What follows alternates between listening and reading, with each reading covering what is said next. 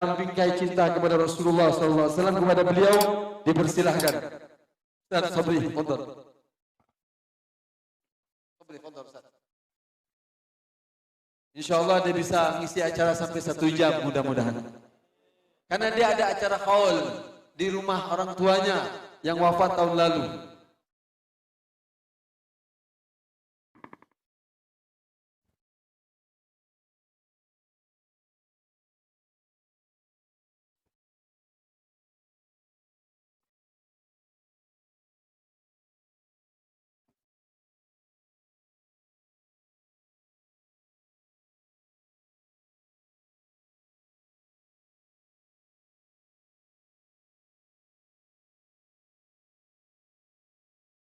Bismillahirrahmanirrahim. Assalamualaikum warahmatullahi wabarakatuh. Alhamdulillahi rabbil alamin wa afdhalus salati wa atammut taslim ala sayyidina Muhammadin wa alihi wa sahbihi ajma'in wa la hawla wa la quwwata illa billahil aliyyil azim. قال الله تعالى في كتابه الكريم وهو أصدق القائلين لقد كان لكم في رسول الله أسوة حسنة لمن كان يرجو الله واليوم الآخر وذكر الله كثيرا وقال نبينا محمد صلى الله عليه وسلم أو كما قال النبي صلى الله عليه وسلم Man yuridillahu bihi khairan yufaqqihhu fid din. Sadaqallahul azim wa sadaqa habibuhu nabiyunal karim wa nahnu ala dzalika minasyahidin walhamdulillahi rabbil alamin. Amma ba'du, ahibba'il kiram yang saya hormati dan saya muliakan, segenap para habaib, para alimul ulama, para kiai, para ustaz, para ustadzah, para tuan-tuan guru yang tanpa mengurangi rasa hormat serta cinta kami, tak kami sebutkan namanya satu persatu. Wabil khusus pada tuan guru kita, orang tua kita bersama, Fadilatul Habib Ahmad Al-Munawwar, mata'anallahu bituli hayatih wa nafa'ana bi'ulumih fid din wad dunya wal akhirah. Beliau sebagai pengasuh Majelis Syifa'ul lil Mu'minin, Syifa lil Mu'minin, Majelis Al-Quran, Markaz Tahfidzul Quran, Syifa lil Mu'minin. Ya. Waalaikumsalam warahmatullahi wabarakatuh. Ahlan wa sahlan.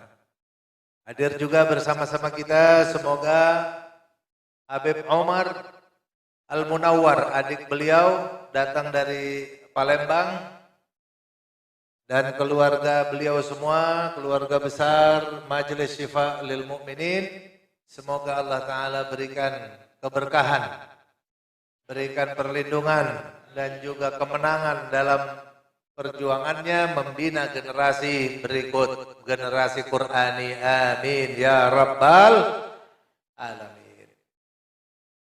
Ahibbail kiram, di sini juga hadir bersama-sama kita, guru kita bersama, Kiai Haji Muhammad Al-Khattat.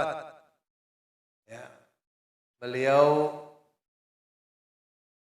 tokoh pergerakan yang sudah cukup malang melintang, sudah cukup banyak mengemban asam garam dan pahit serta pedasnya perjuangan, tapi alhamdulillah masih tegar, istiqomah terus berjuang. Alhamdulillah.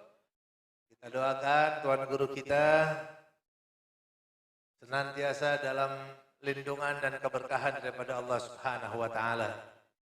Banyak juga di sini pejuang-pejuang lainnya yang tidak saya sebutkan namanya satu persatu, dari gerakan Islam Bogor Bersatu, Bogor Raya, ada apa namanya nih?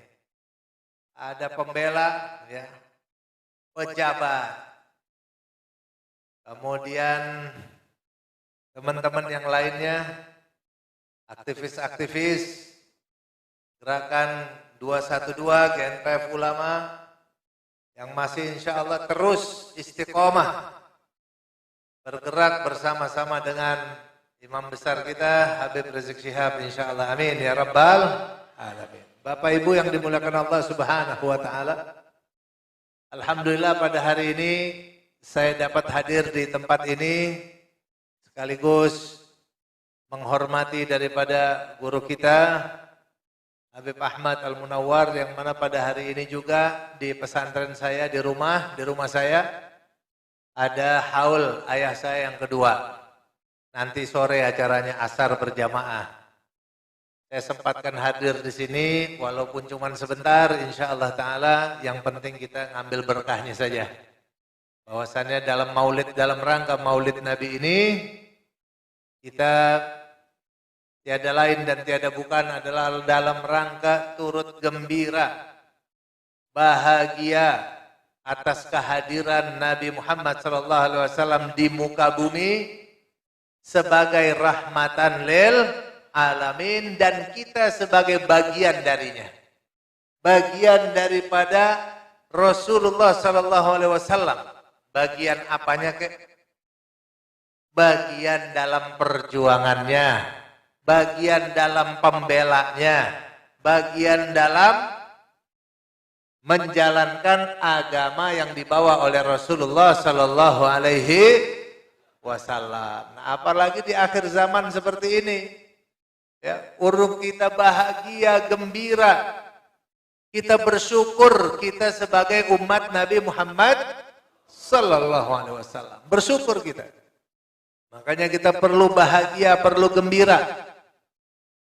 Setiap kali dibacakan sejarah Nabi dalam Maulid, makanya Maulid Nabi ini bukan dilaksanakan setahun sekali.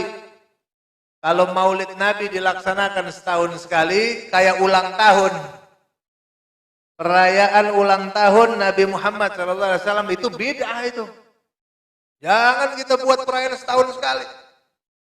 Harus setiap hari, setiap saat, setiap waktu selalu kita bergembira kehadiran Nabi di tengah-tengah kita. Harus. Ya. Kalau yang berpikirannya cuma setahun sekali, waduh. Itu konyol lah. Harus selalu Nabi Muhammad berada di hati kita, hadir selalu. Nah, kalau kita hadir Maulid dibacain sejarah, begitu dibacain sejarah tiba-tiba apa?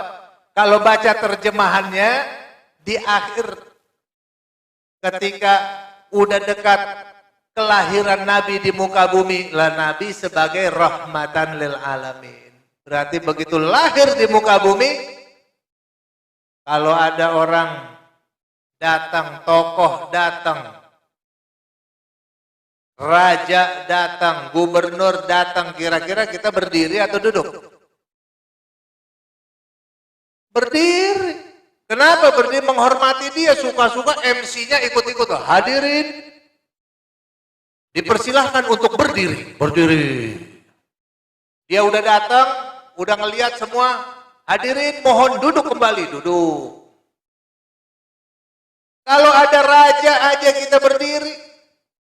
Suka-suka dalam Maulid Nabi ini kalau tahu artinya, ketika Nabi lahir di muka bumi, kita ini rame-rame ekspresi di hadapan Allah.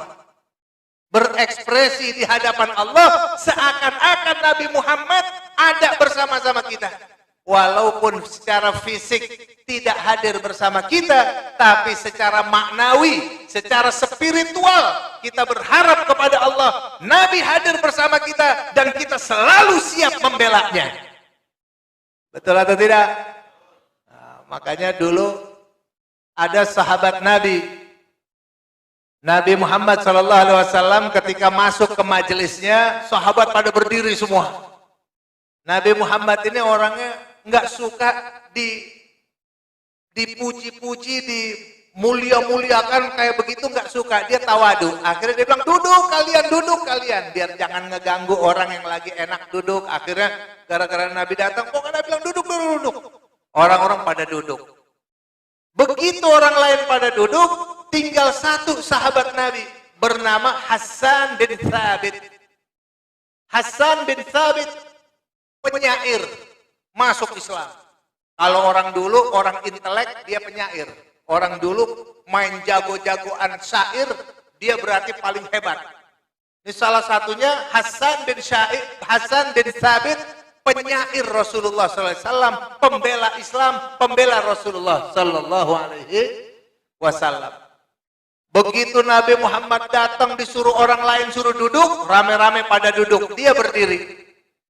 Begitu Nabi Muhammad duduk, Nabi bertanya kepada Hasan bin Thabit, "Ya Hasan, wahai Hasan, kenapa kau tidak duduk ketika aku suruh orang-orang untuk duduk?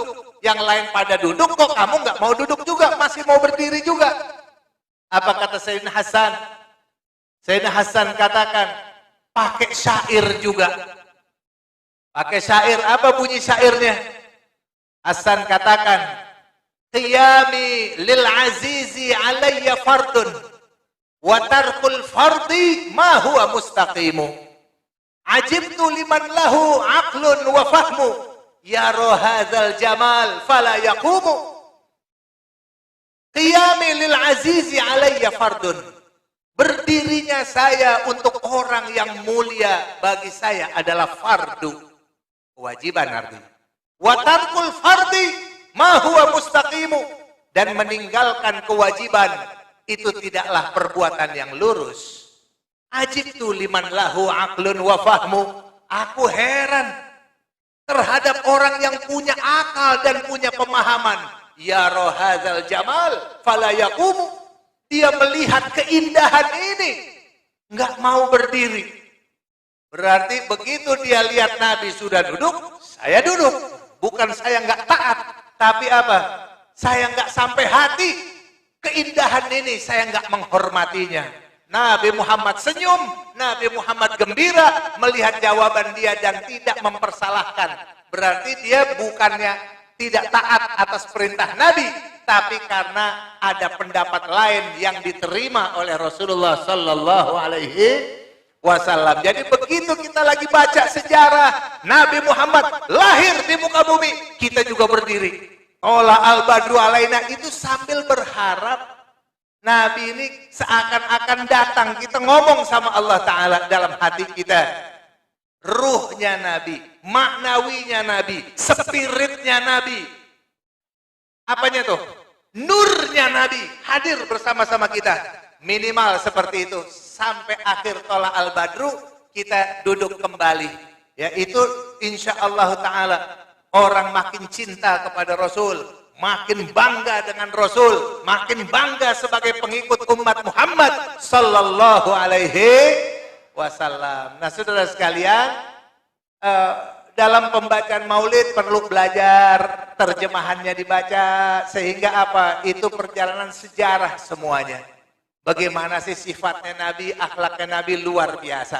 Saudara sekalian, yang saat-saat sekarang ini lagi banyak sekali problematika kita di akhir zaman saat sekarang ini, memerlukan kita semakin butuh kecintaan kepada Nabi. Butuh kecintaan yang benar, yang sungguh-sungguh. Ya, kita, istri kita diganggu orang, dihina orang, kita ngamuk, saudara sekalian. Betul gak? Orang tua kita dihina orang, kita ngamuk. Guru kita dihina orang, kita ngamuk. Partai kita dihina orang, kita ngamuk. Ini kalau nabinya kita dihina orang, kita berdiam-diam aja, nih apa ceritanya? Ngaku cinta lagi. Omong kosong ngaku cinta kepada Nabi, tapi nabinya dihina, dia diam aja, saudara sekalian. Hati-hati, zaman-zaman sekarang ini luar biasa. Kalau kita ini ada lagi sekarang model yang baru-baru, nanti dilanjutkan sama Kiai Haji Muhammad Al-Khattab. Saya hanya pembukaan saja, namanya Fathul Bab. Kita cuma buka pintu aja buat beliau, nanti yang lanjutin, dia yang masuk. Ya, Bapak Ibu sekalian, ada sekarang ini judulnya Moderasi Agama. Moderasi agama judulnya sih bagus. Moderasi agama. Bukan modernisasi, bukan. Kalau modernisasi itu kemajuan ilmu pengetahuan. Jadi ada yang suatu yang baru lagi. Itu modern namanya. Modern, ada yang baru lagi, ada yang baru lagi, ada yang baru lagi. Nah, ini moderasi bukan begitu. Moderasi ini dari katanya moderat. Moderatnya artinya dia nggak kaku, beku, nggak jumut, dia nggak ekstrim, nggak pikirannya dia bisa menerima pendapat orang lain. Pendapat orang lain dia bisa terima selama masih dalam koridor. Bukan, jadi bisa menerima perbedaan, tapi bukan menerima penyimpangan, bukan perbedaan. Bapak Ibu sekalian, moderasi agama ini dimunculkan di program Kementerian Agama. Namanya bagus sehingga banyak orang tertarik karena zaman sekarang banyak yang ajaran-ajaran yang paham-paham yang nggak boleh nerima pemahaman orang lain. Asal ada paham orang lain sesat, tidak sesuai dengan paham dia, kafir, musyrik dan seterusnya dan seterusnya. Nauzubillah min nauzubillah min zalik. Bapak Ibu sekalian, moderasi agama sebagai pergerakan di Kementerian Agama. Ini program. Tapi begitu kita kaget-kaget ngelihat isinya, Masya Allah. Isinya belum apa-apa mengatakan Nabi Muhammad itu tidak pernah mengklaim dirinya benar. Atau dirinya tidak pernah merasa paling benar. Begitu tuh. Artinya apa? Artinya Nabi Muhammad sendiri masih ragu dengan kebenaran ajaran yang dibawa. Karena dia tidak pernah mengklaim kebenaran dari dirinya. Na'udzubillah. Ini ajaran dari mana? Berikutnya lagi, padahal Nabi kita udah melanglang buana kemana? Ke langit, ke surga, dia lihat neraka, dia jumpa Allah. Masih nggak yakin bagaimana lagi, saudara sekalian? Nggak mungkin nggak yakin. Dan semua perjalanan yang beliau lakukan, mukjizat, ribuan mukjizat di tangan Nabi, betul tidak? Masa iya masih nggak yakin? Nggak yakin ajarannya benar? Bulan pecah jadi dua. Jangan kata Nabi Musa itu pecah lautan jadi dua, lautan masih di bumi, masih bisa diinjak. Ini bulan di langit dipecah jadi dua. Main-main sudah sekalian, masih nggak yakin bagaimana? Orang keluar air dari tangan Nabi, minum ribuan sahabatnya, minum uduk sekenyang-kenyangnya. Dari tangan dia mengalir air. Masa masih nggak yakin? Nggak mungkin saudara sekalian ya. Ini jadi akal-akalan, nanti saya mau kasih kuncinya aja, triknya. Allah. Bapak Ibu sekalian kita lihat, ada lagi, ini yang ngomong dibilangnya kiai, ini buya. Sebutnya kiai. Kalau yang ngomongnya kiai, ini jadi masalah buat kita. Kenapa? Kalau yang ngomongnya nih, yang hari-hari menghina-hina Islam, di medsos, gerombolan-gerombolan yang dibayar, dipelihara, buzzer-buzzer, emang tujuannya untuk menghina-hina Islam, nggak pernah ditangkap, tapi ngejek ulama, ngejek habaib, ngejek Islam hari-hari. Ya, yang begini mah gembel-gembel lah, nggak usah ditangkepin. Tapi kalau kiai yang bicara, ini jadi masalah. Jadi masalah, saudara. Dijawabnya nggak bisa sama orang biasa, karena dia ngomongnya pakai dalil. Pakai hujah, pakai argumentasi, pakai ilmu. Saya mau kasih trik saja, boleh? Belakangan dia bilang, Islam agama tidak sempurna dan akan sempurna. Bicaranya di Mabes Polri, di depan polisi. La ilaha illallah. Ini orang Islam atau orang kafir nih ngomong begini? Allah katakan dalam Al-Quran, Al-Yaum akmaltu lakum dinakum. wa atmamtu 'alaikum ni'mati wa raditu lakumul Islam madina. Hari ini kata Allah, akmaltu lakum dinakum. Aku sempurnakan untuk kalian agama kalian. Wa atmamtu 'alaikum ni'mati, dan aku sempurnakan untuk kalian kenikmatanku. Wa raditu lakumul Islam madinan. Aku ridho atasmu, untukmu Islam sebagai agama. Karena udah disempurnakan sama Allah. Bapak Ibu sekalian, ini prinsip dasar kita nih. Kalau nanti banyak pendapat nyeleneh-nyeleneh ya. Banyak dari kiai juga, ustadz juga. Nauzubillah, nanti muncul dari golongan-golongan kalangan agama, tapi ngomongnya aneh-aneh. Saya mau kasih trik biar ibu-ibu, bapak-bapak, dan adik-adik sekalian punya patokan. Model yang mana nih yang gue ingat, yang gue ikutin? Kira-kira begitu. Allah berfirman dalam Al-Quran, Ati'ullaha wa ati'ur rasula wa ulil amri minkum. Fa in tanaza'tum fi syai'in farudduhu ila Allahi war Rasul. Ila akhir ayat. Ini sini nih.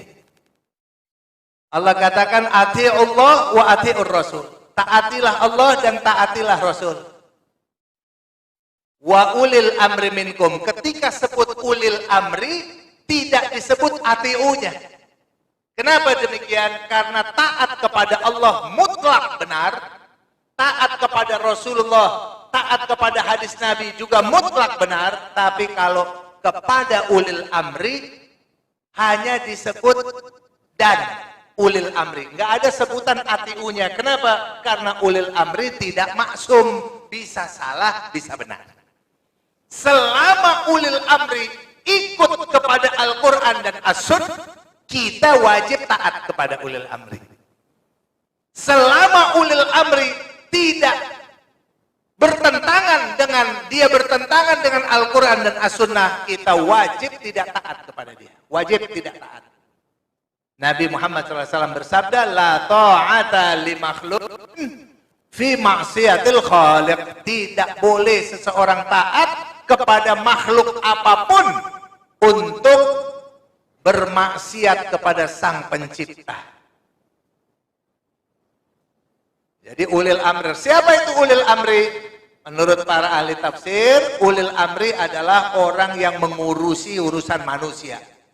Di zaman Khulafaur Rasyidin, begitu Nabi wafat, ulil amrinya adalah ya dia ulama, ya dia juga pengurus masyarakat. Sekaligus ulama. Abu Bakar Siddiq, dia orang paling alim lah. Ulama juga, ngurusin rakyat juga. Urusin agama dan urusin dunia rakyat juga. Berikutnya ulama juga, Umar bin Khattab. Ucapan Umar bin Khattab, kata Nabi, ucapan Umar bin Khattab itu selalu hak. Gitu. Jadi apa tuh? Dia juga ada tanda dia orang benar. Kemudian apa dari sini? Setelah Umar bin Khattab wafat, Utsman bin Affan. Sama. Ulama juga, dia ngurusin urusan umat dengan ilmu Allah Subhanahu wa ta'ala. Setelah Utsman bin Affan, Ali bin Abi Thalib. Ali bin Abi Thalib, Madinatul Ilmi. Ali babul ilmi. Ana Madinatul Ilmi, kata Nabi, wa Ali babuha. Ali pintunya ilmu.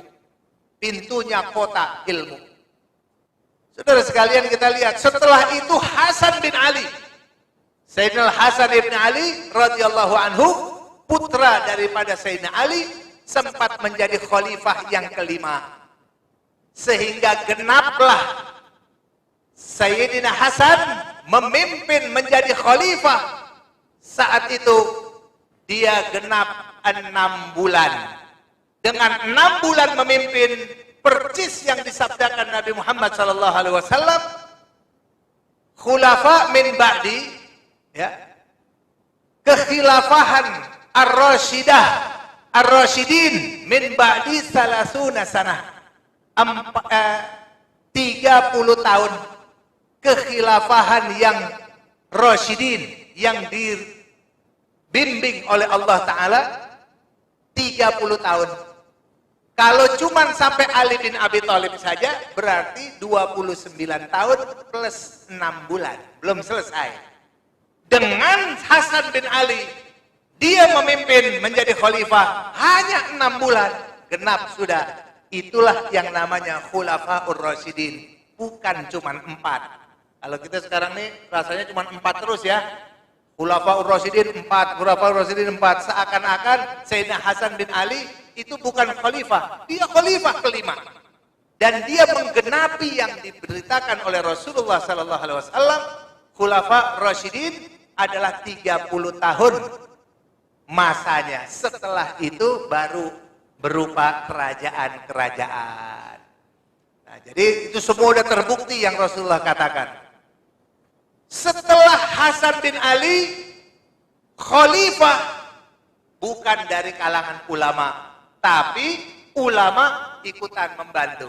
Suka-suka khalifahnya ada yang dari ulama juga. Tapi apa? Ada yang bukan, ada yang khalifah ulama. Nah, pada kesimpulannya, yang disebut sebagai ulil amri adalah orang yang mengurusi urusan umat. Termasuk umaro, termasuk ulama. Ulama ngurusin umat atau tidak? Ngurusin. Makanya dia termasuk ulil amri. Orang tua termasuk ulil amri, yang ngurusin orang lain, dia termasuk ulil amri, wajib ditaati asal orang tua benar. Makanya Allah tegur Nabi Ibrahim alaihissalam, kalau dia orang tuamu ngajak pada kemusyrikan, fala tuti'huma, jangan kamu ikuti dia. Tapi apa? Tetap berbuat baik pada dia.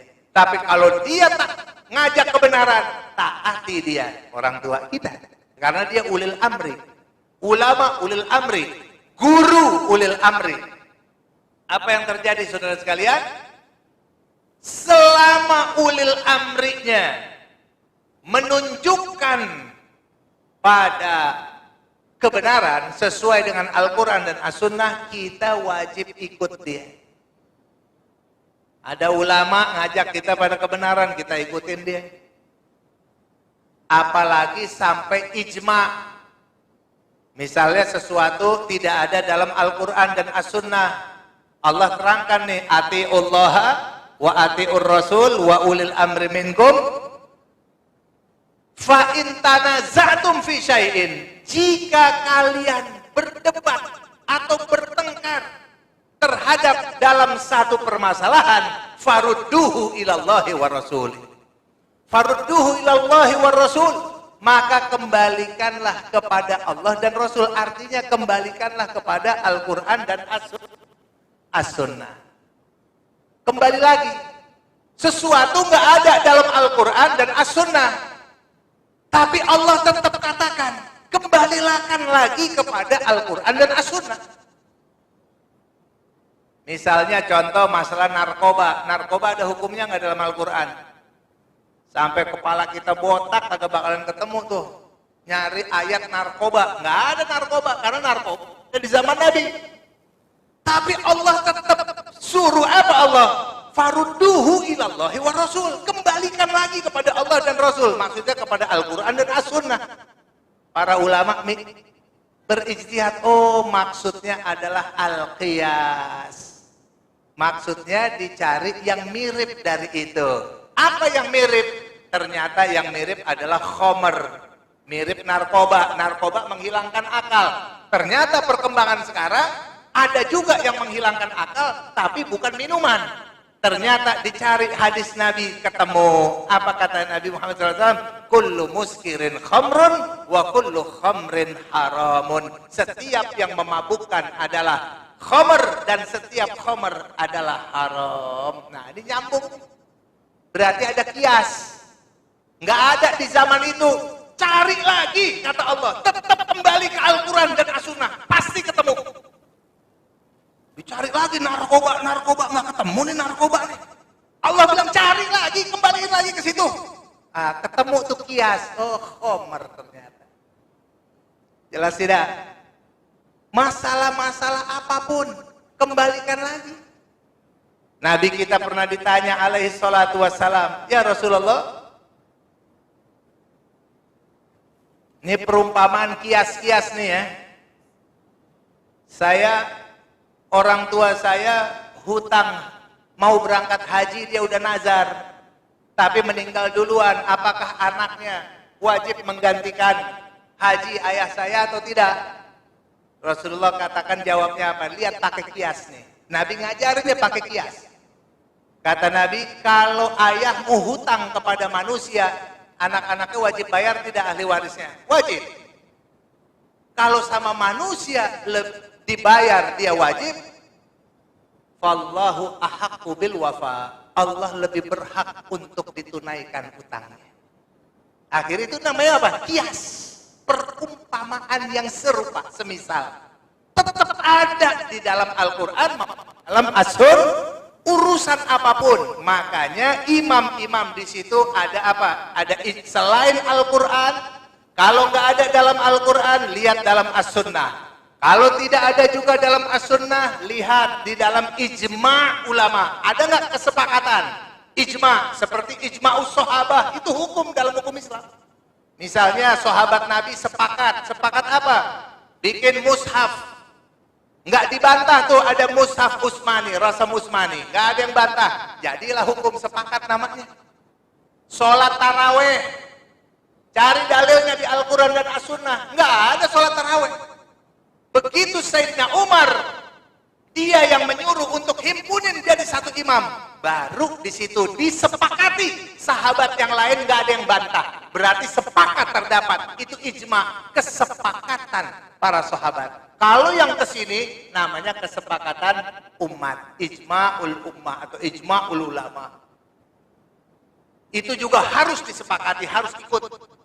Nah, sekarang kita lihat lagi bawahannya. Di situ ada uruf, ada istihsan, ada macam-macam perangkat-perangkat hukum yang diketahui oleh ahli fikih dan ahli usul fikih. Insyaallah ta'ala mereka sangat mengerti bagaimana kaedah-kaedah menggali hukum di dalam Al-Quran dan As-Sunnah. Jadi kita lihat prinsip dasar, ikutin Quran, Sunnah, dan ikuti apa? Kata Nabi, khairul qurun qarni, tsumma alladhi yali, tsumma alladhi yali. Sebaik-baiknya abad adalah abadku, lalu yang berikutnya, lalu yang berikutnya. Jadi 3 abad ini 3 abad terbaik. Imam-imam yang ada di 3 abad ini disebut imam salaf as-soleh yang patut untuk diikuti. Alhamdulillah dalam urusan fikih, mazhab fikih, Imam Maliki, Imam Hanafi, Imam Syafi'i, Imam Ahmad bin Hambal, 4 imam ini lahir dan hidup semua di abad ketiga abad ini. Jadi mereka semua salafun soleh. Kalau kita mengikuti metode mereka, artinya kita mengikuti metode Ahlus Sunnah wal Jamaah yang dikatakan Nabi itu selamat. Kita mengikuti orang yang selamat. Lalu yang berikutnya Nabi katakan apa? Kalau nanti nih banyak pendapat-pendapat, siapa yang kamu ikutin? Bingung nih. Nabi katakan, ikutilah oleh kalian as-sawadul a'zam. Ikutilah namanya mayoritas umat. Ikuti dia. Itu aja ciri-cirinya. Misalnya ada orang bilang begini, Islam tidak sempurna. Oh, yang ngomong kiai. Bilang Islam tidak sempurna. Lihat dulu dia, ulama salaf ada nggak yang ngomong kayak begitu? Oh ternyata ada juga. Lihat lagi, itu mayoritas ulama salaf atau bukan? Oh ternyata bukan. Tinggalin. Paham? Ikutin yang mayoritas ulama salaf. Oh ada lagi yang bilang Nabi Muhammad SAW dia tidak yakin ini benar. Nah lihat deh pendapat mayoritas ulama salaf bagaimana? Nabi Muhammad maksum nggak? Artinya Nabi kita terhindar dari kesalahan atau enggak? Jadi Nabi kita tuh gerakannya, lidahnya dijaga sama Allah daripada kesalahan dan dosa. Itu pandangan Ahlus Sunnah wal jamaah. Mayoritas yang ada di dunia ini ahlus sunnah wal jamaah. Diisi oleh kalangan Asy'ariyah dan Maturidiyah dalam bidang akidah, keyakinan. Itu mayoritas di dunia. Ikuti dia. Selama ikut pada mayoritas, insya Allah kita tetap dalam kondisi yang benar. Insya. Terus ada orang ngomongnya macam lagi. Lihatin aja patokannya. Jadi saya titip-titip di sini nih. Saya juga titip kepada murid-murid saya, yang laki, yang perempuan. Anda wajib taat selama saya perintahkan ketaatan sesuai dengan Al-Quran dan As-Sunnah. Tapi Anda wajib tolak saya kalau saya suruh Anda maksiat. Wajib hukumnya, itu amanat saya kepada murid-murid saya. Nggak ada tuh orang hormat ulama, hormat kiai disuruh maksiat, hormat juga, pale lu peang. Hormat juga disuruh maksiat. Suruh maksiat stop, selamat tinggal. Bye-bye namanya begitu. Bye-bye. Nggak ada saudara sekalian.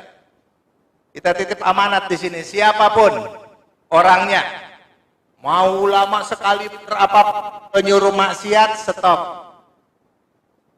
Kita timbangannya adalah timbangan syariat. Jelas atau tidak? Paham apa tidak? Nah, jadi kalau ada yang aneh-aneh, nyeleneh-nyeleneh, maka kembalikan lagi kepada Al-Quran dan As-Sunnah. Kalau Al-Quran dan As-Sunnah nggak ada, lihat kesepakatan ulama, ijma'ul ummah. Apa tuh ijma'? Ada nggak di ijma'? Ternyata nggak ada juga. Lihat lagi di situ, mayoritas pendapat ulama yang mayoritas di dunia, yakni ahlus sunnah wal jamaah apa? Makanya kayak Wahabi itu bukan mayoritas di dunia, itu hanya Saudi. Sekarang mulai menyebar kemana-mana gitu lah. Tapi dari dulu bukan jadi mayoritas. Mu'tazilah nggak jadi mayoritas.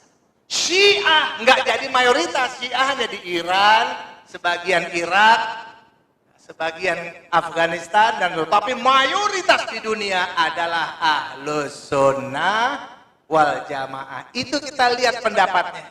Apa ada ahlus sunnah wal jamaah berpendapat kalau misalnya surga itu tidak milik orang Islam? Ahlus sunnah wal jamaah nggak ada orang kafir masuk Islam. Emang nggak ada orang kafir masuk Islam. Orang kafir nggak ada yang masuk surga. Itu keyakinan agama Islam. Sekarang lain lagi. Asal umat beragama apa aja masuk Islam. Masuk surga bisa. Semua berhak masuk surga. Yang penting bukan PKI. Begitu katanya. Selama dia masih percaya sama Allah, dia berhak masuk surga. Ente ngomong dari mana? Di surga ada orang Yahudi. Ada orang Nasrani? Nggak ada. Ini keyakinan kita. Orang Nasrani biarin dia punya keyakinan. Hanya agamanya yang masuk surga. Biarin, itu urusan dia. Kita jangan paksa. Lu nggak bisa begitu dong. Nggak bisa, itu urusan dia, keyakinan dia. Silahkan. Dia bilang orang Islam masuk neraka. Orang ini, masa bodoh, itu urusan dia. Kita nggak usah ikut campur. Orang Yahudi juga mengklaim hanya dia yang masuk surga. Biarin, itu urusan dia. Urusan agama dia, jangan digangguin. Dia keyakinannya begitu, kita juga begitu. Hanya orang Islam yang masuk surga. Allah katakan di dalam Al-Quranul Karim, wa may yabtaghi ghairal islami dinan fala yuqbala minhu wa fil akhirati minal khasirin. Barang siapa orang mencari agama lain selain agama Islam, kata Allah nih, fala yuqbala minhu, tidak akan diterima amalnya sama sekali, wa fil akhirati minal khasirin, dia di akhirat termasuk orang yang merugi, masuk neraka jahanam. Allah yang sebut. Jadi dari sini tolong ya ibu, bapak, adik-adik sekalian, kuat-kuat dekat dengan ulama. Amin. Tapi kalau ulama udah menyimpang, katakan bye. Jelas? Katakan bye Pak Kiai, bye Pak Kiai. Oh Habib juga ada ternyata. Habib, bye-bye Habib. Gitu aja, cari selamat dulu lah kita sekarang. Cari selamat dulu. Ada ustadz begini begitu, bye-bye ustadz ya. Kita cari selamat, insya Allah. Sekarang kita saling nasihat menasehati, saling kuat menguatkan, saling doa mendoakan. Semoga kita semuanya dalam satu barisan bersama para ulama yang selamat sampai kita berjumpa dengan Rasulullah SAW nanti di akhirat. Amin. Ya Rabbal Alamin. Dari saya kiranya cukup sekian, nanti dilanjutin oleh guru kita Kiai Haji Muhammad Al-Khattab.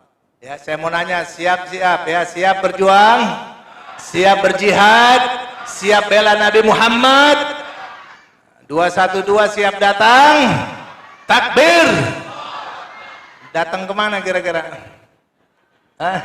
Nanti tungguin pengumuman ya. Kalau yang sekarang ada yang ngumumin begini, ngumumin begitu ya, itu pendapat pribadi-pribadi. Ya, nanti ada kalau 212 itu bukan milik satu kelompok. Bukan milik satu ormas, bukan milik satu forum, atau bukan. Dia itu milik berjamaah.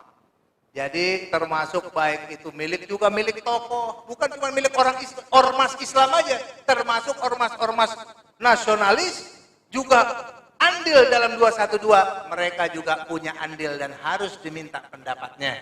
Insya Allah Ta'ala kita tetap syura dan insya Allah hasilnya nanti akan diumumkan. Insya Allah. Dari saya kira cukup sekian, mohon maaf dan saya langsung lanjutkan perjalanan ke pondok ya. Ustaz Khattab lanjutin ceramah kita masalah moderasi agama ya sampai tuntas insyaallah.